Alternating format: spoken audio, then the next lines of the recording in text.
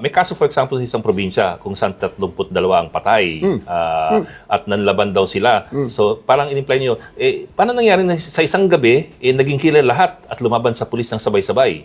At naglolokohan lang ba tayong sabihin natin na hindi nangyari yon? It's time for real talk. What did you want to imply there? What were you trying to say there? Well, yan ang iniiyak ng maraming Pilipino na pumunta sa ICC. Yeah? Similar cases na sa tingin nila ay hindi, during the time ay hindi mabigyan ng hustisya. Kaya sila ay napunta sa isang International Criminal Court. Bulacan case yan. Ang sa ICC naman, marami pa eh. Even before the former president was president, before the presidency niya, doon pa sa mga insidente na nangyari sa Davao, ayun ang mga naging topics at mga accusations na dinala sa ICC. Now, on my part naman, ito kasi, nasa level tayo ng policy.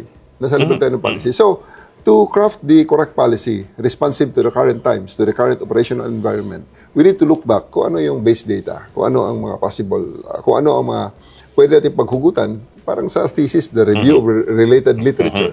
Okay, so, ganun naman ang ginagawa natin. Kaya tinitingnan ko yung mga possibility, ang mga past na yun, na ito ba ay nangyari? Ito ba ay, ano ang nangyari rito? Ano ang magiging implications pag ito ang ginawa nating policy?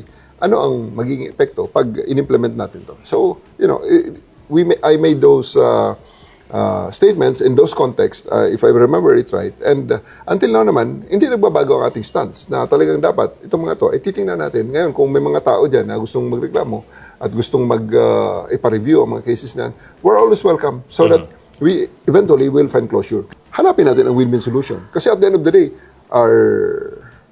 how sure are we na yan ay ginawa ng mga police voluntarily at hindi naman na merong nakaumang din na baril sa ulo nila kaya napipilitan silang gawin ang mga bagay na sila mismo ay hindi naniniwala.